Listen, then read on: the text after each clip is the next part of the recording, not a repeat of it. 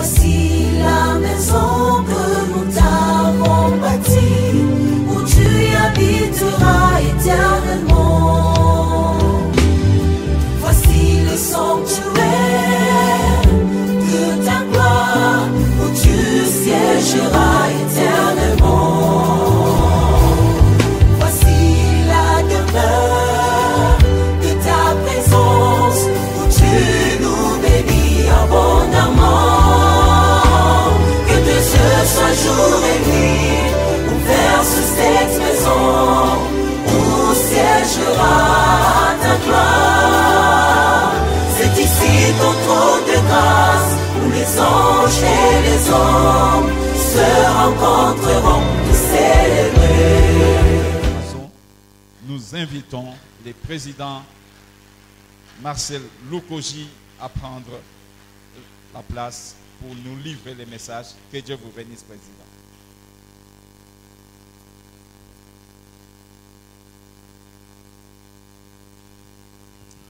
Bien-aimés, bonjour. Je suis vraiment dans la joie d'être de votre ce matin. Le Seigneur m'a fait grâce de revenir ici chez nous après 20 ans d'absence. C'est vraiment un privilège pour moi d'être avec vous ce matin. Mais avant de livrer mon message, je voudrais vous exhorter à une chose, c'est à vous faire vacciner. Je sais qu'il y a beaucoup de théories qui circulent, beaucoup de gens qui découragent les gens à se faire vacciner.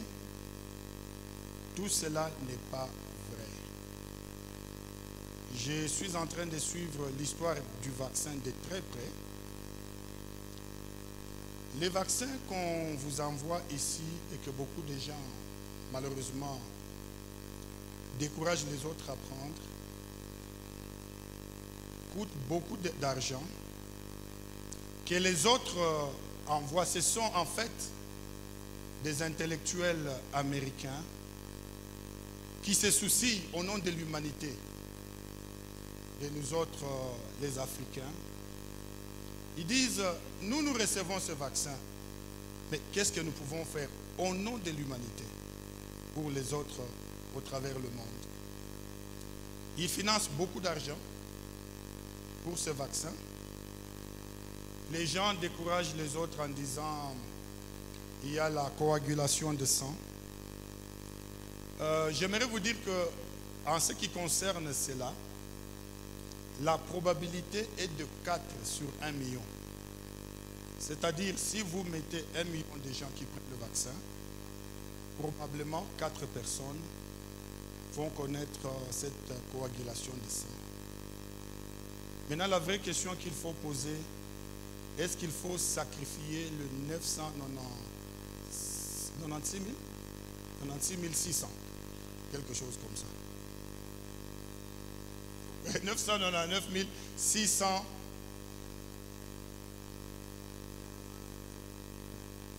Voilà, ça c'est le calcul de probabilité. La vraie question sur le plan rationnel, est-ce qu'il faut sacrifier tous ces 900 000 et au-delà parce que cette maladie cause la mort à 4 personnes? D'autres vous amènent des théories, Bill Clinton. Vous savez, peut-être ici on ne respecte pas la vie ici. Tu es un Américain avec le vaccin Siama, mais vous allez mourir pauvre. Il y a des amendes de milliards. Vous allez tout payer. Donc, personne ne peut même s'imaginer faire une chose comme ça. Il y a même des théories où on m'a dit, oh, j'ai appris que quand quelqu'un se vaccine, le téléphone s'attache ici. Vous avez appris ça aussi? J'ai dit, bon, où est-ce que vous avez sorti ça? Bon, moi je suis vacciné, ma femme est vaccinée. J'ai pris mon fils là qui n'est pas vacciné, je lui ai mis le téléphone ici, ça s'est attaché. Alors j'ai dit, comment on peut tromper les gens en pleine journée? Mon fils là n'est pas vacciné, on a pris le téléphone. On était surpris quand on a appris ça. Je lui ai mis le téléphone ici, ça s'est attaché. Alors, il y a trop de fausseté. S'il vous plaît, faites-vous vacciner. Le coût de ne pas se faire vacciner est plus élevé que celui de se faire vacciner. On m'a dit qu'il y en a gratuit aux cliniques universitaires. Le risque de ne pas le prendre est plus élevé. Moi, j'avais un collègue de service en cause au bureau, à quelques distances l'un de l'autre, en bonne santé. Le lendemain, on m'appelle, on me dit qu'il a testé positif. Donc, il pouvait être emporté et m'emporter moi. Quelqu'un apparemment, généralement, bien portant, peut vous contaminer. Alors, s'il vous plaît, faites-vous encourager. Si cela n'était, je ne vous l'aurais dit. J'ai fait beaucoup de recherches. Ma femme que vous voyez là-bas, c'est elle. Elle est parmi les gens qui font les ingrédients qui entrent dans les vaccins, tout ça. Donc, il n'y a personne qui a l'intention de tuer les gens. C'est au nom de l'humanité. Amen. Nous allons baisser nos têtes dans la prière pour partager la parole de Dieu. Très bon Père Céleste, au nom de ton Fils bien-aimé Jésus-Christ, nous te disons merci pour ce moment béni que tu nous donnes de ta parole. Seigneur, tu bénis ta parole, tu bénis le prédicateur, tu oins les oreilles de tous ceux qui écoutent. Au nom de Jésus. Amen. Nous allons lire la parole de Dieu dans le deuxième livre de Rois, au chapitre 2. Je vais lire du 1er au 13e verset.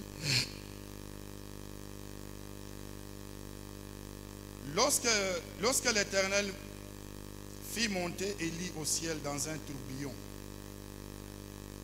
Élie partait de Gilgal avec Élisée.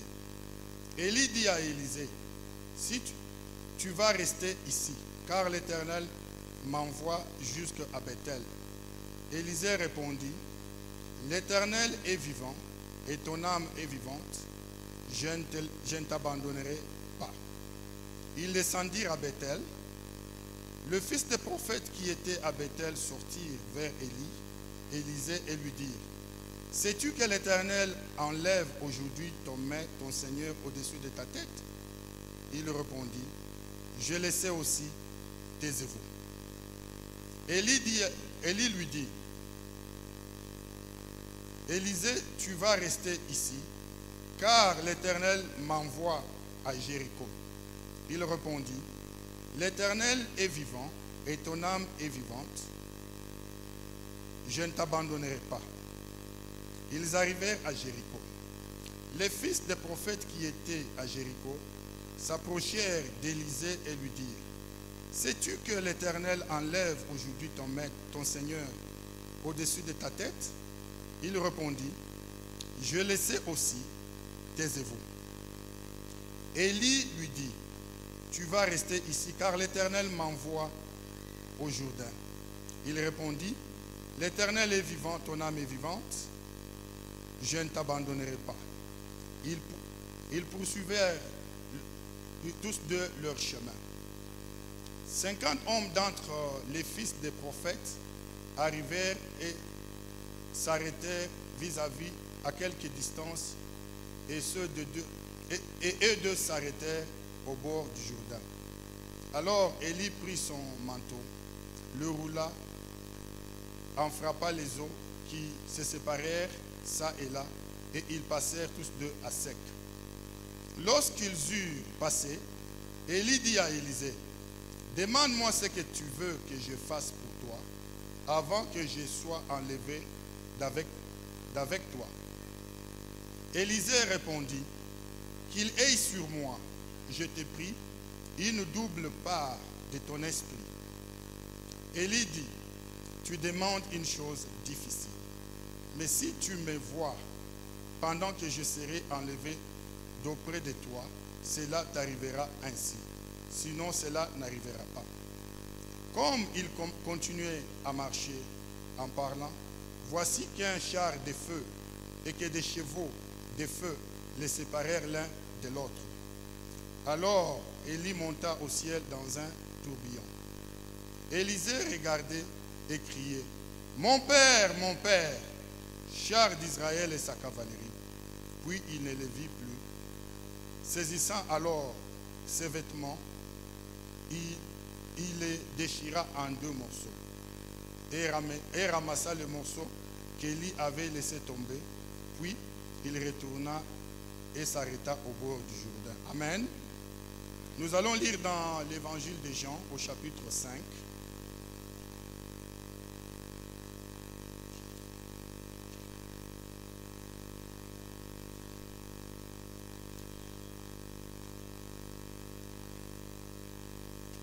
Jean chapitre 5, je vais lire du 1er au 9e verset. Après cela, il eut une fête des Juifs et Jésus monta à Jérusalem. Or, à Jérusalem, près de la porte des brebis, il y a une piscine qui s'appelle en hébreu Bethesda, qui a 5 portiques. Sous ces portiques étaient couchés une multitude de malades, d'aveugles, des boiteux, d'estropiés, des paralytiques qui attendaient le mouvement de l'eau. Car un ange descendait périodiquement dans la piscine et agitait l'eau.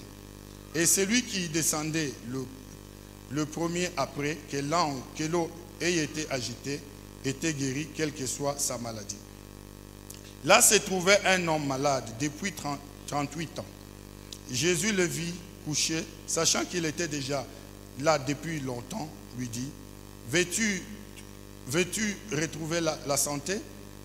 Le malade lui dit, Seigneur, je n'ai personne pour me jeter dans la piscine quand l'eau est agitée. Et pendant que j'y vais, un autre descend avant moi. Lève-toi, lui dit Jésus, prends ton lit et marche. Aussitôt cet homme retrouva la santé, prit son lit et s'est mis à marcher. Amen. Mon message de ce matin, comme je l'ai annoncé, je l'ai intitulé « Difficile n'est pas synonyme d'impossible ». Vous savez, dans la vie, nous rencontrons beaucoup de situations qui sont en fait des situations difficiles. La vie elle-même est très difficile. La vie elle-même, comme disent certains, est un combat. Généralement, dans la vie, il peut se présenter devant vous une situation.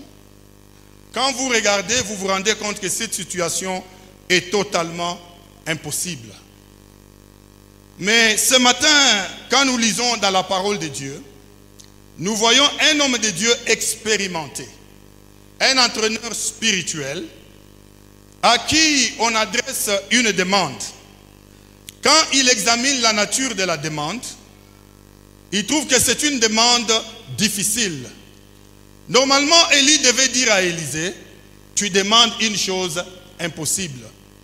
Cette demande était une demande téméraire. C'était une demande ambitieuse. Cette demande, c'était une demande mathématiquement impossible. Vous avez une portion, un homme vous en demande le double. Mathématiquement, c'est impossible. Humainement, c'est impossible. Rationnellement, c'est impossible. Et cette demande nous rappelle la demande de la mère des fils de Zébédée qui est venue et qui a dit à Jésus, Seigneur, quand tu seras dans ton royaume, je voudrais que mon fils, l'un soit à droite et l'autre soit à gauche. Jésus lui a dit, d'accord, mais est-ce qu'ils peuvent boire la coupe? Elle a dit, oh, bien sûr, ils vont s'efforcer, ils vont boire la coupe que tu vas boire. Seigneur de lui dire, ils peuvent boire la coupe, mais quant à être à droite et à gauche, ça dépend seulement de celui pour lequel le Père a décidé. En fait, ce qu'Élisée demande ici, la double portion, c'était la part des premiers-nés. Dans une famille, quand quelqu'un, le père mourait, il léguait sa richesse à ses enfants. Dans le partage, le premier-né recevait la double portion. C'est ce qui le distinguait des autres. En fait, Élisée demande la position la plus élevée. Vous voyez, pendant qu'il est en train de cheminer, il y a des fils de prophètes, c'est-à-dire des écoles de théologie de l'époque, des hommes de Dieu, et quand même ils s'approchent de lui, ces gens sont bel et bien informés qu'Élie va monter au ciel. C'est-à-dire, et ils y croient. Ce sont des gens qui connaissaient Dieu. Élisée, en fait, il a affaire aux concurrents. Il se dit, si pour que ces gens me reconnaissent comme homme de Dieu, comme supérieur à eux, il me faut une double portion.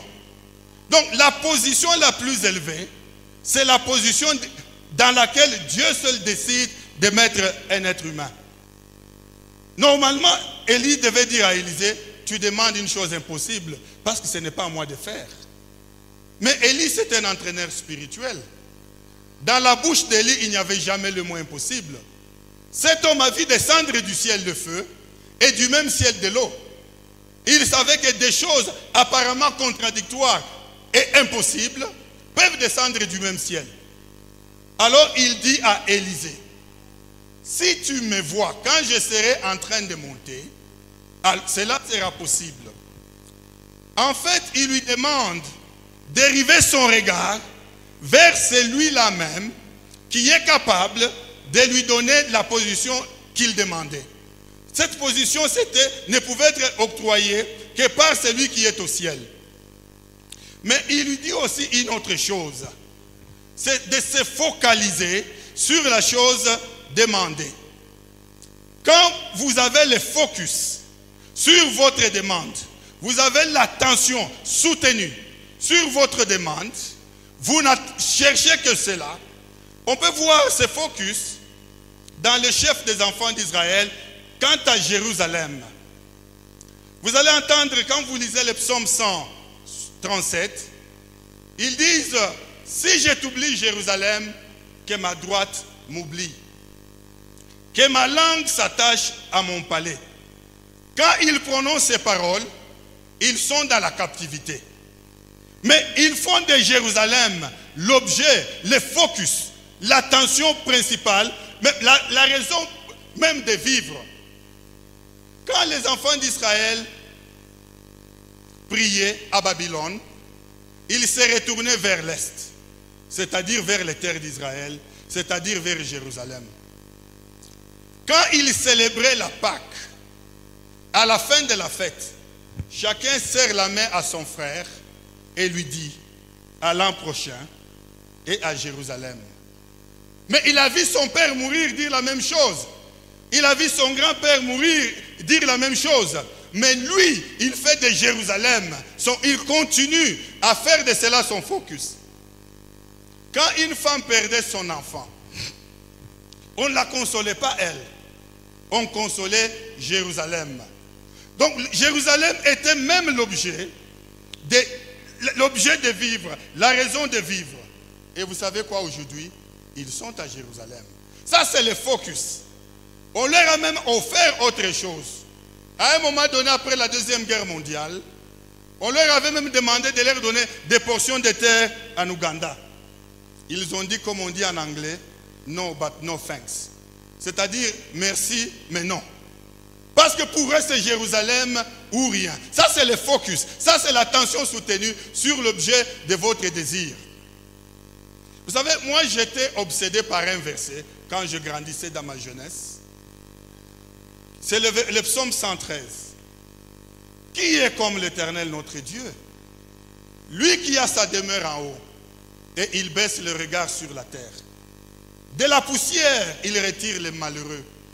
Il retire l'indigent abandonné sur un tas d'ordures pour le faire asseoir avec les grands, avec le grand de son peuple.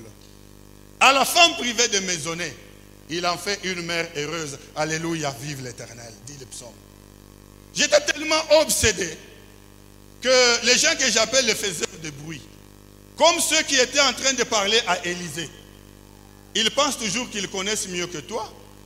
Ils pensent toujours qu'ils sont plus réalistes que toi. Parfois, ils sont honnêtes et sincères pour vous donner des avis. Ils ont commencé à dire, le frère Lukoji aime la grandeur. Lui, chaque fois qu'on cause avec lui, qui est comme l'Éternel notre Dieu? De la poussière, il retire les malheureux. Il le retire d'un tas d'ordures. Mais moi, c'était ma foi. Moi, c'était ma conviction. En fait, moi, je suis, comme je disais ce matin, un garçon de Kashala-Bonzola. Kashala-Bonzola, c'est l'école primaire où je suis allé en Mbuji-Mayi. À cette école primaire, ma classe était en dessous d'un arbre. Mon banc, c'était un petit tableau, mon tableau, un petit morceau de bois qu'on attachait au mur. Et mon banc, c'était 3 morceaux de bois. 1, 2, 3. Mon père les a mis ensemble. J'amenais ça à l'école. Quand on sonnait la jante, ben, ben, ben, je prends mon banc, je rentre à la maison. Un tel enfant de Kashala-Bonzola a besoin de Dieu pour l'élever. Parce qu'il avait une vision, il avait une ambition de s'asseoir avec le grand. Mais comment est-ce qu'il peut y arriver si ce n'est de s'attacher à Dieu, si ce n'est de le demander à Dieu? C'était apparemment difficile. Ou je voudrais dire, c'était apparemment impossible. Surtout quand vous sortez d'une famille comme la mienne. Mais aujourd'hui, cette prière, ce psaume s'est réalisé, accompli dans ma vie. Je suis en Amérique. Je dirige les Américains. Je ne dirige pas les Américains là affamés. Les gens que moi je dirige, ils te disent, j'ai une maison à Boston, j'ai une maison de campagne dans le Maine pour l'été, j'ai un bateau, j'ai une moto, j'ai un truck. Ce sont des gens nantis et bien assis. Et pour aller aux toilettes, ils m'appellent à la radio. 302 Marcel, je voudrais aller à la toilette. Je dis, je te permets. Dis-moi quand tu rentres. Quand il rentre, il dit 30 Marcel, c'est le nom de code de mon titre. Je viens de rentrer.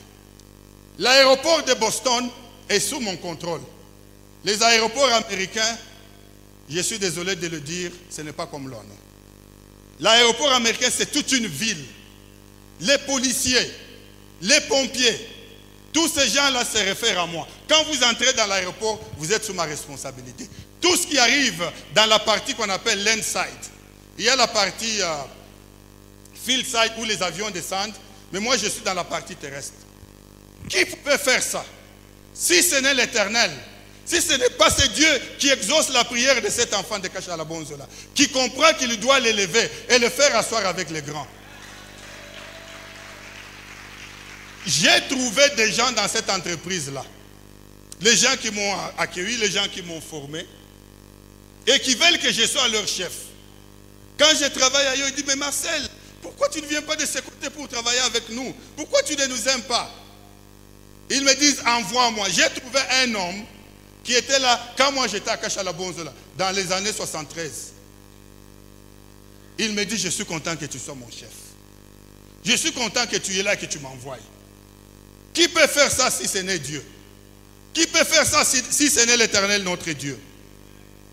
Amen. Vous savez, nous vivons sous le même ciel, mais nous ne voyons pas les mêmes horizons.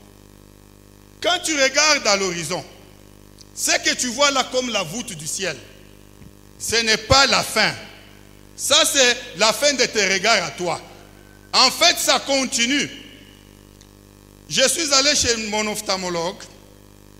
Il me dit, je dois te faire des lunettes pour la distance. Moi, je dis non, je suis bien, je vois bien. Il dit non, non, ta vision a décliné.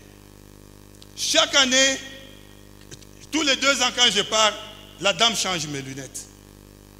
Avant, je me battais, elle dit non, c'est comme ça. Plus on grandit, plus la vision décline. Malheureusement, pour beaucoup, la vision spirituelle décline avec la vision physique. Revois ce garçon de 15 ans que tu étais. Quelles étaient ses ambitions? Ce garçon de 15 ans rêvait d'être un pilote. Ce garçon de 15 ans rêvait d'être au golf. Mais qu'est-ce que l'homme que tu es devenu? Où est-ce qu'il en est? Cet homme est là où tu es. Malheureusement, dans la nature, l'homme a la capacité de s'adapter à sa situation. L'homme peut se sentir confortable même à Kassapa, en prison. Quand on veut le sortir de Kassapa, il a des soucis, il fait des cauchemars parce qu'il veut sortir de Kassapa. Il se sent confortable. Et quand tu te mets dans ta situation, tu te sens confortable dans ta situation commence à gouverner ta foi. Ta situation commence à gouverner ta vision. Donc il faut que ta vision gouverne ta situation. Si ta foi ne gouverne pas ta situation, tu n'en sortiras pas. Il faut que ta foi soit comme un remorque qui entraîne ta situation. Si tu laisses ta situation entraîner ta foi, généralement, on développe parfois des théories adaptées à sa situation. Les garçons de 15 ans rêvaient d'être un grand monsieur. Mais l'homme de 30 ans lui dit, qui a dit que l'argent donne le bonheur? Hein? Qui a dit ça? Un prédicateur américain disait, si quelqu'un te dit que l'argent ne fait pas le bonheur, c'est qu'il n'en a jamais eu assez. Donc, tu développes des théories pour te sentir confortable dans ta situation. J'ai mon frère aîné, c'est un enseignant, il parle français très bien. Je lui ai fait voir que sa situation était anormale. Je lui ai fait voir que ce qu'il vivait là, ce n'est pas ça qu'il devait vivre. Il devait vivre un peu mieux que ça.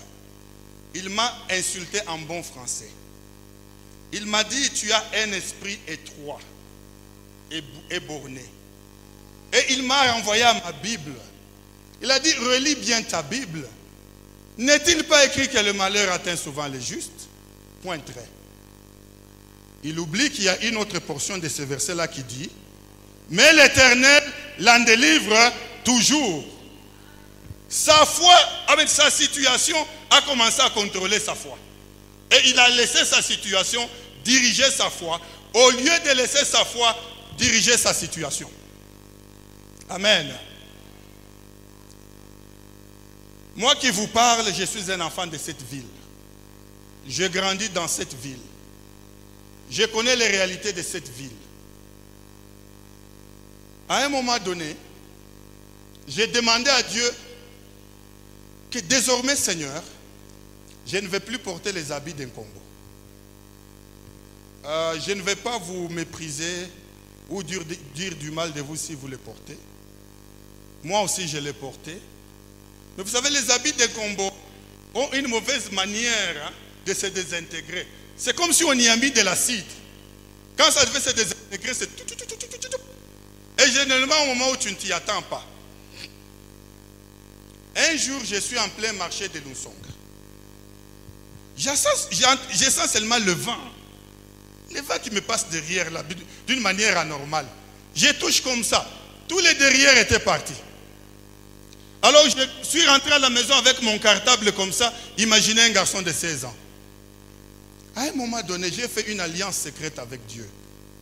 Je dis, Seigneur, si tu es mon Dieu, si tu veux me prendre en charge, je ne porterai plus jamais les habits d'un combo. Un jour, j'en parle dans ma prédication. Une femme se fâche. Une faiseur de bruit. Elle dit, moi je suis femme d'un fondé de pouvoir à la SONAS.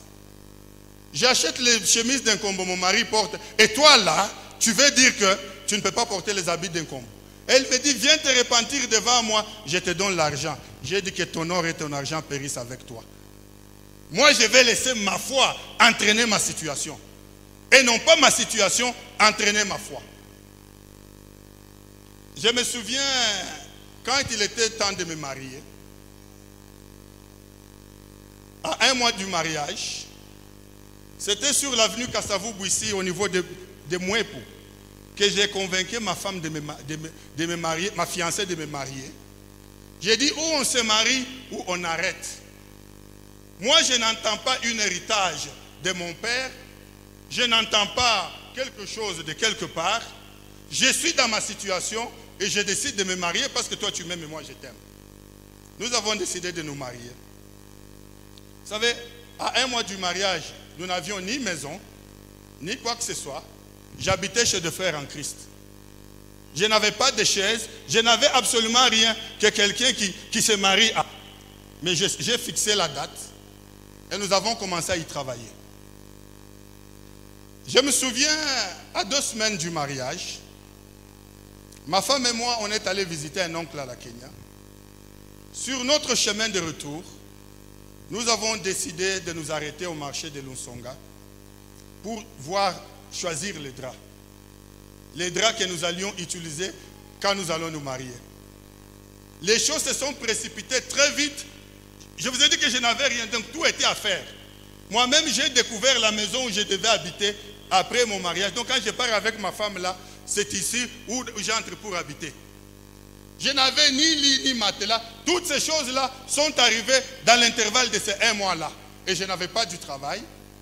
Et j'aimerais vous dire que je ne suis pas mendiant. Je ne suis pas de ces gens qui viennent, est-ce que tu peux m'aider? Est-ce que tu peux m'aider? Moi, quand j'ai besoin, je me mets à genoux. Alors, on s'est mariés. Dans la boyerie, on m'avait logé au golf. Quand on arrive dans cette boyerie-là, dans la joie d'être mariés, les frères viennent, les sœurs viennent, nous sommes dans la joie. Ils entrent dans notre boyerie, dans notre maison, et on les fait asseoir sur les lits. La malle que ma belle-mère avait donnée à sa fille avec des assiettes, c'était ça notre table. Nous sommes dans la joie de recevoir tous les frères. J'étais président de la JPC Bonne Semence à l'époque. On s'est mariés le samedi, le dimanche. Le lundi, on se rend compte qu'il n'y a pas de drap. J'ai dit, Seigneur, ces gens viendront, ils vont constater qu'on n'a pas de drap. J'ai dit à ma femme, on se met à genoux et on demande à Dieu des draps maintenant. Nous prions, nous nous levons, nous disons Amen. Le lendemain, je vais me promener ici en ville, je passe par Vieux-et-Voix. Je vois le professeur Kabengele. Il me dit, tu as épousé la fille d'un diacre, le diaconat voudrait venir te rendre visite. Je dis d'accord. Je donne l'adresse. Les jeudis, ils arrivent. On parle un peu. Il dit, on a amené un cadeau pour toi. Je dis d'accord, merci. Il me donne. Moi, je donne à ma femme et je dis ouvre. Elle ouvre. C'était une paire de draps. Mais pas n'importe quelle paire de draps. La même paire de draps que nous avions choisi. Le motif et tout, le Seigneur a entendu notre prière et il nous l'a donné. Je n'avais pas de souliers. Un frère qui m'aimait bien décide de m'acheter les souliers. Les intimes m'appellent Lico. Il dit, viens un peu, on va aller là-bas, viens. Il dit, d'accord. Nous partons, je ne me souviens plus exactement où. On arrive là, je trouve tout un tas de souliers d'un combo. J'ai dit, mais c'est quoi ça? Il dit, ah, toi aussi, essaye d'abord, essaye d'abord. J'ai dit, ok, j'essaye. Il dit, ça te va? Oui. Et alors, il dit, non, on va aller chez Papa Wakubikouyou. Il va couper, il va arranger, on va mettre du cirage. J'ai dit, non, ça, ce n'est pas pour moi. Moi, je ne porte jamais les choses d'un combo. Pour ne pas le décevoir, je lui dis, donne-moi exactement la même somme que tu voulais dépenser. Moi, je vais me trouver des souliers neufs. Il me les donne. Je prends cette somme d'argent. Lui va à gauche, moi je vais à droite. Je tombe sur un magasin avec des souliers neufs. Au même prix des souliers que les souliers d'un combo. J'achète les souliers neufs et je me marie dans des souliers neufs. J'ai laissé ma foi conduire ma situation. Plutôt que ma situation conduire ma foi. Je n'avais pas de salon. Un frère me dit, mais voilà, il me dit, tu t'es marié, est-ce que tu as un salon? J'ai dit non, je pense acheter des chaises blanches, 4, pour ma maison. Il me dit, un ami vend un salon, donne-moi l'argent des chaises blanches, je vais m'occuper du reste. J'ai eu un salon de couleur rouge au prix des chaises blanches. Vous savez, quand un homme béni arrive quelque part, le prix baisse. Dès qu'il achète, il sort, le prix augmente. Toi, tu le vois là, tu dis, mais ça, tu as eu comment? C'est où? Tu pars là, le prix a déjà changé. Parce que la bénédiction l'accompagne. Il y a cet évangéliste anglais du nom de John Bunyan. John Bunyan, c'est celui qui a écrit le livre « Les voyages du pèlerin de ce monde vers celui qui est à venir ». Pendant la guerre, John Bunyan était dans l'armée. Il devait faire la garde. Un de ses collègues lui dit, « John, est-ce qu'on ne peut pas changer cette nuit? Moi, je me mets à ta place, je fais ta garde, toi, tu vas faire la garde demain pour moi. » Il dit d'accord, pour aider son ami. La nuit là, les Allemands attaquent, ils tuent l'homme qui était de garde. Donc si John Bunyan était de garde cette nuit-là, c'est lui qui allait mourir. Mais c'était un homme de Dieu. Dieu l'épargne. C'est ce qui arrive à un homme béni. Dieu marche avec lui, le protège. Amen. Dans le verset que nous avons lu dans le livre de Jean, Jésus arrive à la piscine. La Bible nous dit que la piscine avait 5 portiques, c'est-à-dire 5 portes. L'homme qui était malade depuis 38 ans, il était là. 38 ans. Là, j'aimerais vous dire ceci. Parce que ta maladie a duré, ça ne veut pas dire que c'est ça la volonté de Dieu. Parce que ça a duré, parce que tu as toujours été malade, ne veut pas dire que toi tu dois t'adapter à la maladie et penser que c'est ton lot. Ça faisait 38 ans que cet homme était là. Ça faisait 38 ans qu'il souffrait là-bas. Mais ce que j'aime chez lui, il était toujours là-bas. Il attendait toujours son tour. Quand bien même, humainement, ce n'était pas possible. Parce qu'il n'avait personne. Jésus connaît ta portique. Il connaît exactement où tu te trouves. Il y avait 5 portes. Mais Jésus est allé seulement à la porte sur laquelle lui se retrouvait. Ce matin, j'ai rendu témoignage. Aux États-Unis, en général, l'enseignement est gratuit comme au Congo. Quand l'enfant va à l'école, on lui donne la nourriture, on lui donne les livres, on les transporte dans les bus. Mon fils vient toujours à la maison rassasié. Ma fille va dans cette école-là, à l'école publique, mais les riches envoient leurs enfants à des écoles privées. Ils les préparent pour les grandes universités comme Harvard, comme Yale.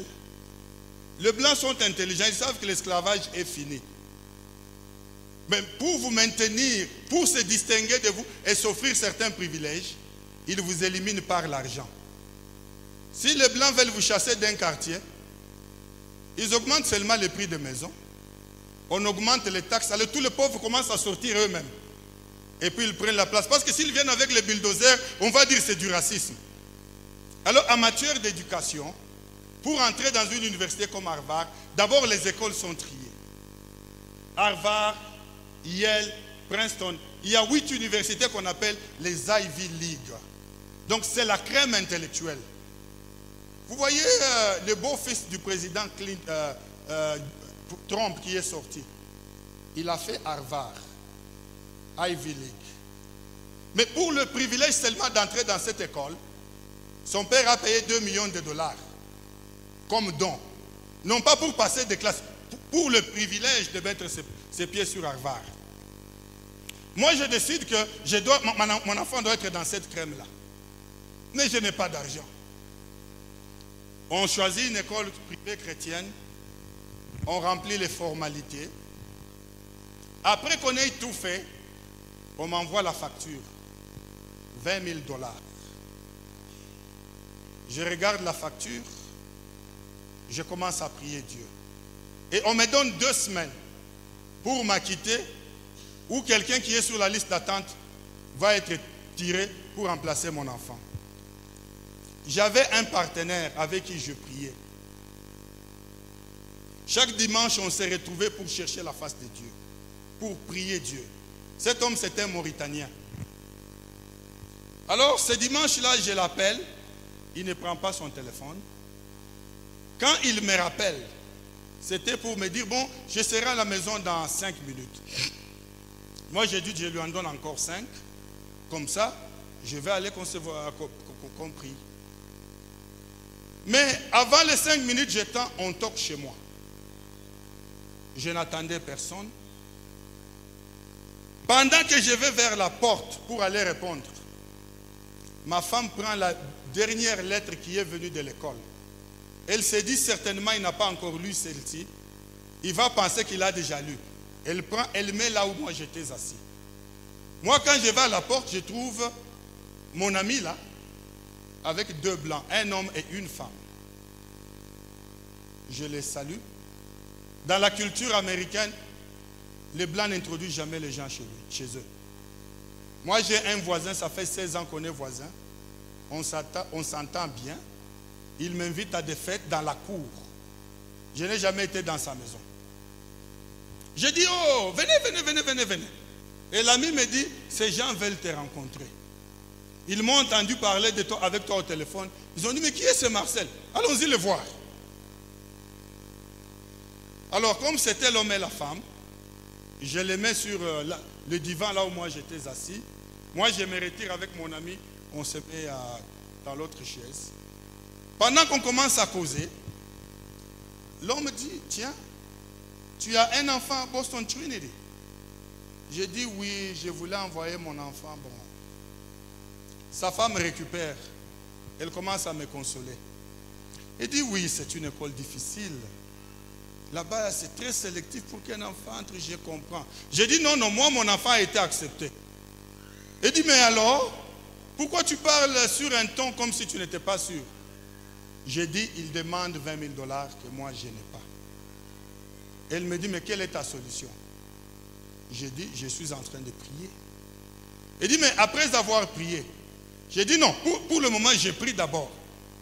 Je déciderai après avoir prié. Elle regarde son mari la regarde, il se regarde encore. Je disais ce matin que quand vous traitez avec un Américain, si sa femme ne vous aime pas, vous avez de la malchance. Parce que c'est elle qui va décider en fin de compte. Elle regarde son mari la regarde. L'homme me dit, c'est moi le président du comité de gestion de Boston Trinity. Et je suis millionnaire. Chaque année, je donne $1 million à cette école pour que des enfants comme le tien, qui ne peuvent pas payer le prix total, puissent aussi avoir l'enseignement de qualité. Toi, tu aimerais payer combien? Moi, j'ai dit, j'aimerais payer $2 000 à raison de $200 par mois. Il dit, donne-moi ton nom et celui de ton enfant. 2 jours après, l'école m'appelle. Ils disent, la famille Maison nous a appelés. Ils vont payer pour ton enfant. Non pas seulement cette année, non pas seulement l'année prochaine, non pas seulement l'année suivante. Pour tous les 6 ans où ton enfant sera dans cette école, cette famille va payer. Je ne les ai plus rencontrés. Jusqu'au jour des collations de grades académiques, dans la foule, quelqu'un se faufile. On me dit, Monsieur Maison veut te voir. Il me serre la main, il me félicite d'avoir envoyé mon enfant à une école de qualité. Aujourd'hui, mon enfant est à Columbia University. Maître Jules est mon témoin. On avait conduit de Boston à New York pour cette école-là. Le Minerval, c'est 77 000 $ par an. Si vous ajoutez les autres frais, c'est 97 700 $, par an. Ma fille est dans cette école, une Ivy League School. Son père venu de Kashala-Bonzola. Lui est allé là-bas. En fait, ce qui compte dans la vie, ce n'est pas d'où tu viens, c'est là où tu vas. Ce qui compte dans la vie, ce n'est pas là où Dieu t'a pris, mais c'est là où il t'amène. Amen. L'homme qui était au portique, il dit, je n'ai personne. Quand l'ange bouge l'eau, quelqu'un d'autre se jette le premier. Je vais te dire ce matin, parce que tu n'as personne, Dieu descendra personnellement. Parce que tu n'as personne, le Seigneur va se déranger, il va venir pour te rencontrer à sa portique. Parce que tu n'as personne. Parce que tu n'as personne, Dieu va changer de formule. Vous connaissez quelle était la formule? La formule, c'était l'ange vient, il agite l'eau. Le plus rapide court, se jette. Mais lui n'était pas le plus rapide. Lui ne pouvait pas courir. Dieu change de formule. Nous sommes maintenant dans la nouvelle formule. Dans la nouvelle formule, Dieu te rencontre personnellement. Vous traitez cette affaire à côté, en secret. Tu négocies ton problème avec lui. J'entends un jour quelqu'un m'appelle. Donne-moi l'argent, je vais aller au Nigeria pour aller rencontrer un prophète. Je me dis, il n'y a plus de prophète au Congo, il n'y a plus de Dieu au Congo ou comment? Quelqu'un quitte, il va chercher Dieu au Nigeria, alors que Dieu connaît sa portique. Parce que tu n'as personne, pour toi, Dieu va changer de formule. Ça ne sera plus pour les plus rapides. Ça ne sera plus pour ceux qui connaissent les gouverneurs. Ça sera pour toi. Amen. On devait nous promouvoir au travail. On lance les promotions, les gens demandent des interviews. Mon directeur d'exploitation recommande quelqu'un. Son adjoint recommande quelqu'un. Quelqu'un d'autre recommande. L'adjoint de celui-là recommande quelqu'un. En fait, les décideurs, ils ont leur candidat. On cherchait 4 personnes. Parmi les 4 personnes, il se retrouve quelqu'un qui est venu de Kashalabonzola. Le directeur d'exploitation qui a fait le projet d'engager, son candidat n'était pas sur la liste.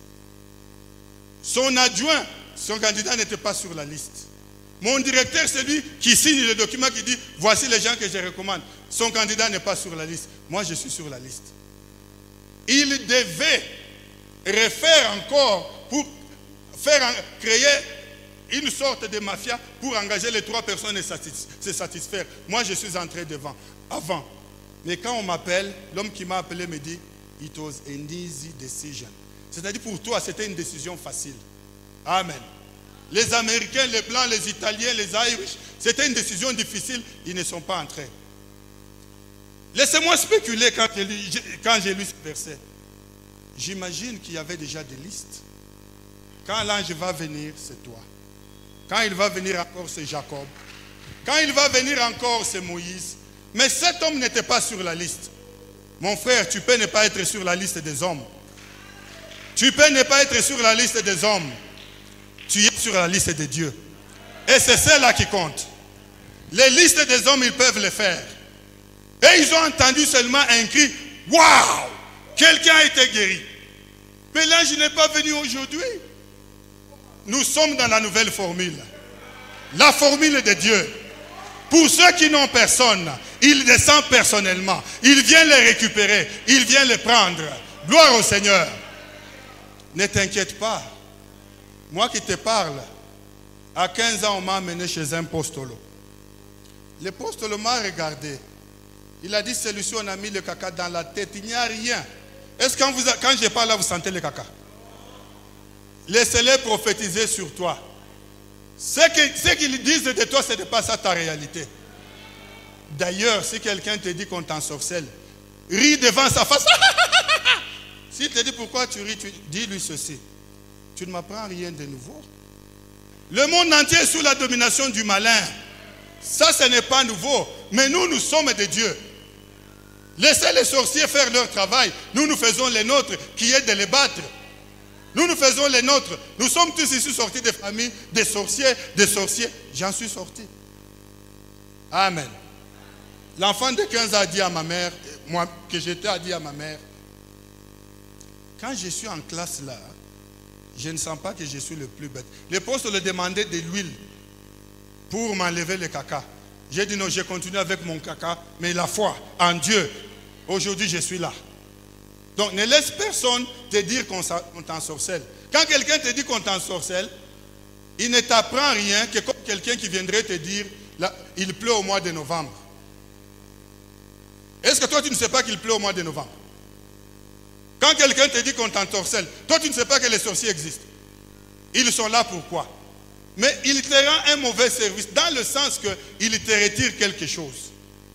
Il te retire l'instinct de te battre dans la vie. Parce que dans la vie, tout le monde se bat. Je termine en vous rendant ce témoignage. J'ai un cousin. À l'âge de 20 ans, je lui parle de mes projets. Je lui dis, je voudrais aller à l'île Maurice faire l'école biblique. Et de là, je vais aller à l'Angleterre. Mon cousin me regarde, il me dit ceci. En fait, mon père habitait à l'Heure-Boyerie. Il me regarde, il me dit ceci. Je ne sais pas si tu peux réussir, car dans notre famille, personne ne réussit. Vous savez, aujourd'hui, moi, j'ai conduit le même véhicule que Félix Tshisekedi. Vous savez, aujourd'hui, le salon sur lequel je m'assieds, quand Félix reçoit les chefs d'État, Moi, je suis sur le même salon. Je suis assis sur le même salon. Je sais où il achète ça chez Benard Italia. Si quelqu'un te dit que dans ta famille, personne ne réussit, dis-lui que tu seras le premier. Tu seras le premier dans ta famille.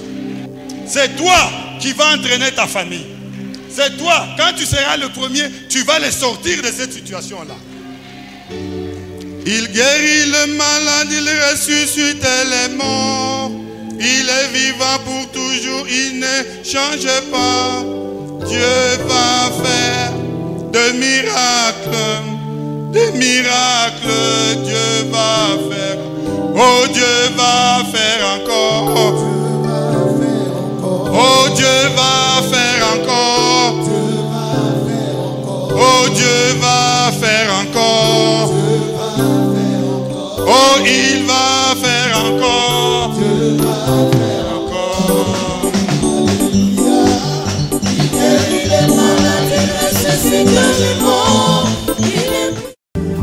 Voici la maison que nous t'avons bâtie, où tu habiteras éternellement. Voici le sanctuaire de ta gloire, où tu siégeras éternellement. Voici la demeure de ta présence, où tu nous bénis abondamment.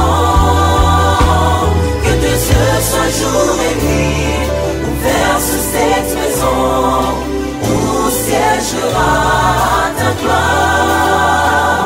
C'est ici ton trône de grâce, où les anges et les hommes se rencontreront pour célébrer.